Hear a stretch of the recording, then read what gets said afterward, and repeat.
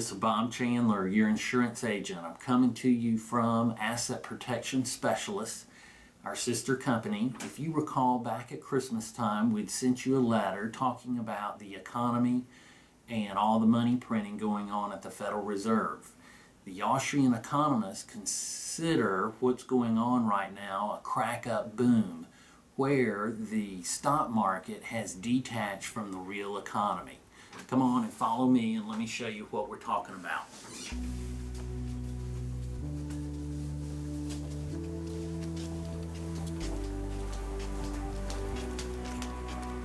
All right, walking through the office.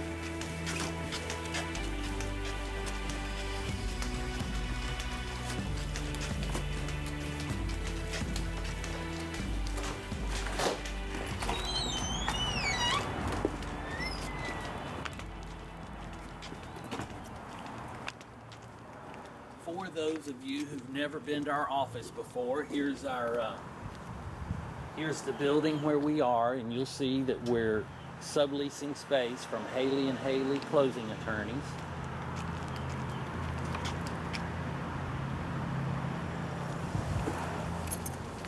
Come go with me.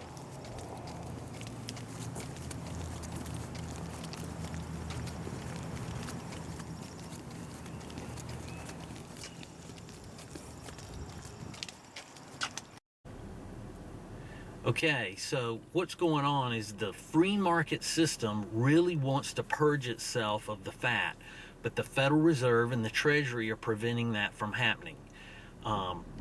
In the way that they're preventing that from happening is by having interest rates between 0.25% right now. Do you realize that we're going on almost 4 years where interest rates are 0.25%? But meanwhile, we've got the market at an all-time high. I mean, this is beyond reckless what the central planners are doing. So again, the free market system is wanting to plunge, but they've got a cork stuck up its rear end, and one of two things is going to happen. The pressure's going to build and the cork's going to give, and the markets are going to collapse, heaven forbid, or maybe even worse, and probably worse, the cork's going to hold and the belly is going to swell and bust in the form of a currency collapse. So even though the Dow's at an all-time high, along with the other exchanges, the S&P and the Russell 2000, the economy is not in near as good a shape as what it was back in 07 and 08. So again, come follow me and I'm going to show you what I'm talking about. As you know, some people are passionate about baseball, and others it's football, and others it's golf, and others it's NASCAR. With me, one of my passions is the financial markets.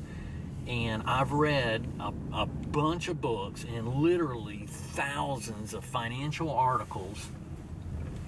And it's taken me some time to figure this whole thing out, but I believe I've got it figured out now. Okay, so going back to the central planners is, you know, after we won the Revolutionary War, our founding fathers looked back at Europe and they saw how corrupt the banking system was because of the Rothschild family out of Europe, and so they wrote Article 1, Section 10 of the Constitution that our money was to be gold and silver coins only. It clearly says no bills of credit. Now you say, well, bills of credit, what do you mean?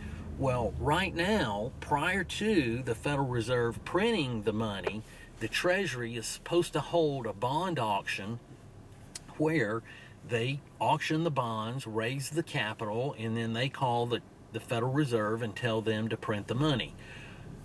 So rather than our monetary system being an asset-based monetary system, it's a debt-based monetary system. So if you look here, you'll see we're in a shopping center parking lot where unit after unit after unit is empty. All right.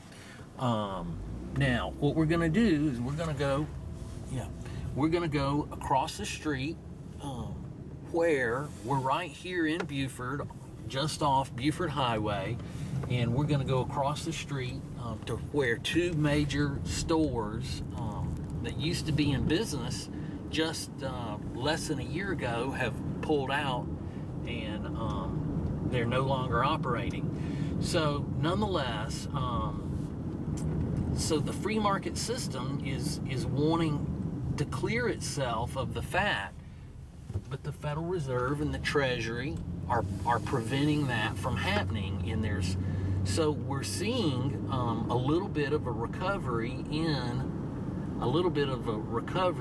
real estate, even though the job market is not getting any better. So I have said for many years, in order for any economy to be vibrant, it's got to have 5 things. It's got to have God, it's got to have family, got to have farming, you got to have manufacturing, and that is the purchase of wholesale products combined together to produce a finished product. You sell those products not only to the families here in the U.S., but to the families across the world. And then you got to have fishing if you have a coast available to you, and of course we do. So if you look here, literally we're across the street, and shop after shop has gone out of business. Right here used to be a Kroger, and if you look on up through the parking lot, up there used to be a Kmart. Okay, so now you might say to yourself, well, okay, Bob, you know, these buildings, from what you've shown us, are a little bit older, and these retailers probably want to be in a newer, nicer location. Glad you said that. So we're going to take you down the road here, and we're going to show you one of the newer locations that were built. It was built at the top of the market. So going back, we've got to have jobs here in America, good paying jobs. And in the next installment that I'm going to do here in the next few days and send it to you, I've got chart after chart after chart that shows the economy is not getting any better, despite what they say on CNBC and Bloomberg. Both of those channels are just marketing arms of Wall Street. They didn't tell you that we were in a big technology bubble. I fell for the mania. I was gullible, and I swore to myself after realizing what would happen that I would never be so gullible again. So again, CNBC and Bloomberg are marketing arms. They didn't tell you in 06 and 07 that we were in this real big real estate mania. I remember people calling our office wanting to get a quote on insurance, and we would ask them, have you ever filed bankruptcy? And you would be stunned to find out how many had said, oh yeah, I have, but it's all been discharged, and I'm getting a loan at the regular interest rate. And so I saw firsthand that it was, that this whole thing was not going to end well. And so trying to learn from that mistake that I had made in the technology sector, I sold our commercial office building in the summer of 05. I'm still renting today.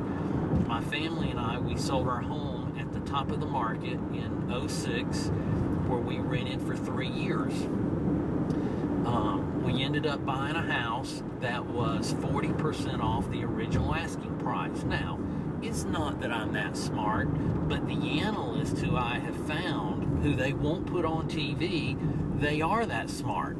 The ones they put on TV are the ones that tell you and talk about green shoots and the great rotation and the Goldilocks economy and all this propaganda that is just absolutely not true. So if you look here, you'll see that we are in a new shopping center, and what is happening is they have put, let's just say, wallpaper of some sort to make the passers-by that are driving down the road look like that there's a bunch of activity going on here within the shopping center. Yeah, we do have a couple of businesses that are scattered in here, but right here we used to have Tanner's Restaurant that just left this location, and they've left this location and relocated elsewhere. If we come back here, you can see this is a very long building. It is very nice construction.